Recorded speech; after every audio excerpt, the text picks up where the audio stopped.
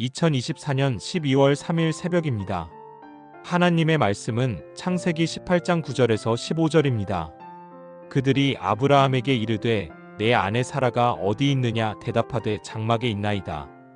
그가 이르시되 내년 이맘때 내가 반드시 내게로 돌아오리니 내 아내 사라에게 아들이 있으리라 하시니 사라가 그 뒤 장막 문에서 들었더라. 아브라함과 사라는 나이가 많아 늙었고 사라에게는 여성의 생리가 끊어졌는지라. 사라가 속으로 웃고 이르되 내가 노쇠하였고 내 주인도 늙었으니 내게 무슨 즐거움이 있으리요. 여호와께서 아브라함에게 이르시되 사라가 왜 웃으며 이르기를 내가 늙었거늘 어떻게 아들을 낳으리요 하느냐. 여호와께 능하지 못한 일이 있겠느냐. 기한이 이를 때에 내가 내게로 돌아오리니 사라에게 아들이 있으리라. 사라가 두려워서 부인하여 이르되 내가 웃지 아니하였나이다. 이르시되 아니라 내가 웃었느니라. 하나님 말씀을 증거하겠습니다. 예수님께서 한 번은 죽은 나사로한테 갔을 때 마르다한테 이런 이야기를 합니다. 나는 부활이요 생명이니 나를 믿는 자는 죽어도 살겠고 무려 살아서 나를 믿는 자는 영원히 죽지 아니하리라. 내가 이것을 믿느냐? 네, 이렇게 질문을 할 때에 마르다는 당연히 믿지 못하죠. 그리고 이런 답을 합니다. 그 마지막 날에는 그런 부활은 믿겠지만 죽음에서 살리는 것은 믿지 못한다라고 하는 것이죠. 그러니까 예수님에 대해서 불신한 것입니다. 그러나 더 중요한 게 뭐냐면 마르다는 불신했지만 기적은 일어났다라고 하는 거죠. 인간의 불신이 하나님의 계획을 무산시킬 수가 없다라고 하는 것입니다. 아브라함과 사라를 향한 하나님의 계획은 90세 된 사라를 통해서 대를 잇는 것이었죠.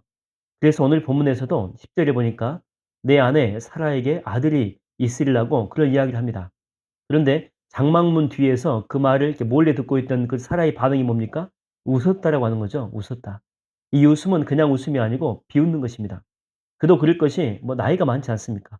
그리고 무엇보다도 생리가 다 끊어져 버렸거든요. 그러니까 상식적으로 이 불가능한 그런 약속을 한 거예요. 근데 하나님은 14절에 뭐라고 이야기합니까? 여호와께 능하지 못한 일이 있겠느냐? 그러면서 그 불신앙을 꾸짖고 있습니다. 결국에 사라는 임신을 하게 되고 이삭은 태어나게 되죠. 인간의 불신이 하나님의 계획을 무산시킬 수가 없습니다. 이 땅에 그 선교사들이 처음 와서 보고 느낀 점이 뭐냐면 이 나라는 유교 문화와 이 계급에 너무 깊이 젖어 있고 또 차별이 또 심하고 또 전염병이 창궐하고 도박과 이 술에 찌들려 있기 때문에 이 복음으로 변화시키는 것은 참 어렵다라고 하는 거죠.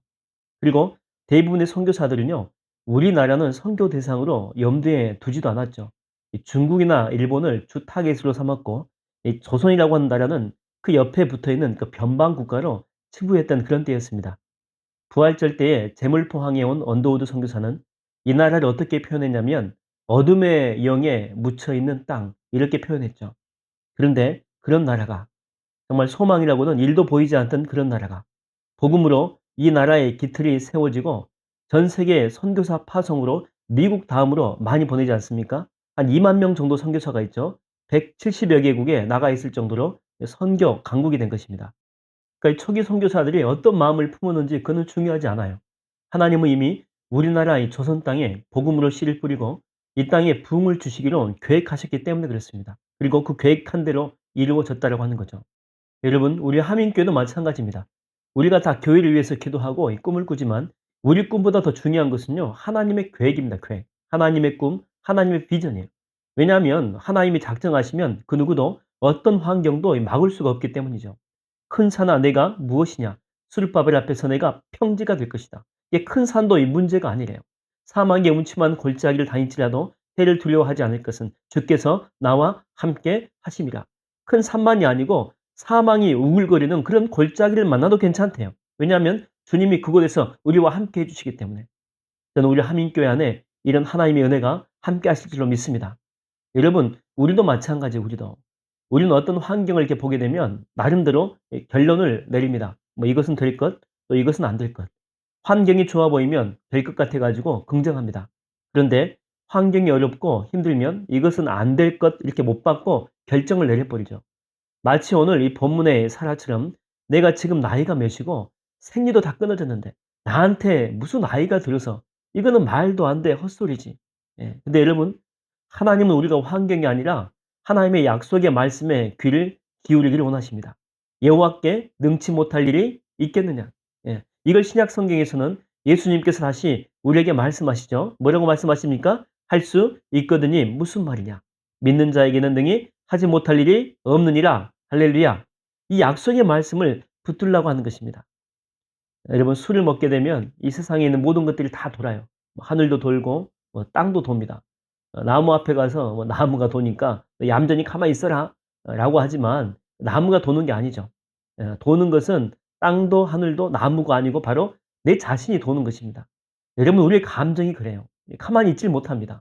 하루에도 수십 번씩 천국과 지옥을 왔다 갔다 합니다. 하나님에 대해서도 마찬가지예요. 믿었다가 안 믿었다가 왔다리 갔다리 한다라고 하는 거죠.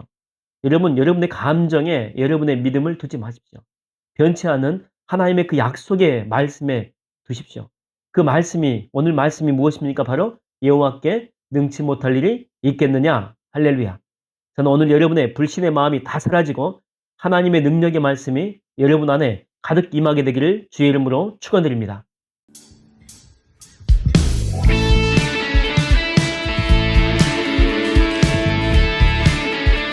우리는 주님의 그 약속하신 그 말씀 위에서 날마다 굳게 서서 그 길을 전진하길 원합니다. 할렐루야. 주님 약속하신 말씀 위에서 영원토록 주를 찬송하리라. 소리 높여 주께 영광 돌리며 약속 믿고 굳게 서리라. 주님 약속하신 말씀 위에서 세상 염려에게 엄습할 때에 용감하게 힘써 싸워 이기며 약속 믿고 굳게 서리라. 굳게 서리, 굳게 서리. 영원하신 말씀 위에 굳게 서리, 굳게 서리. 그 말씀 위에 굳게 서리라. 주님 약속하신 말씀 위에서 영원하신 주의 사랑 힘입고 성령으로 힘써 싸워 이기며 약속 믿고 굳게 서리라. 굳게 서리, 굳게 서리. 영원하신 말씀 위에 굳게 서리, 굳게 서리. 그 말씀 위에 굳게 서리. 할렐루야. 굳게 서리. 영원하신 말씀 위에 굳게 서리, 굳게 서리. 그 말씀 위에 굳게 서리라.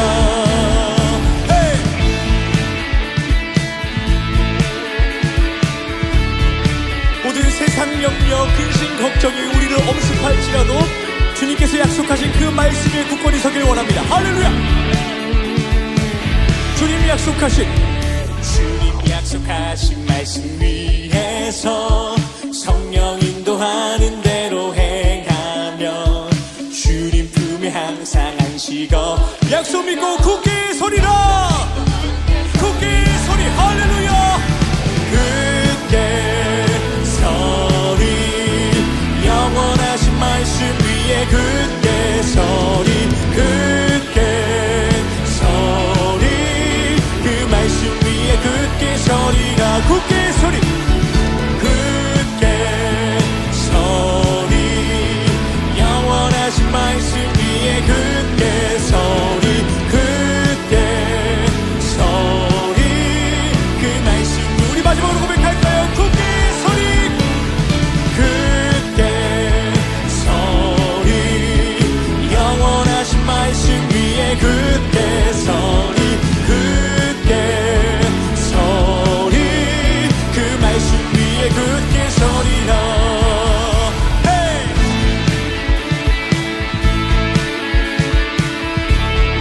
우리가 우리 자신을 의지하는 것이 아니라 성령님만을 붙들고 의지하며 나아갈 때 우리는 승리할 수 있습니다. 할렐루야.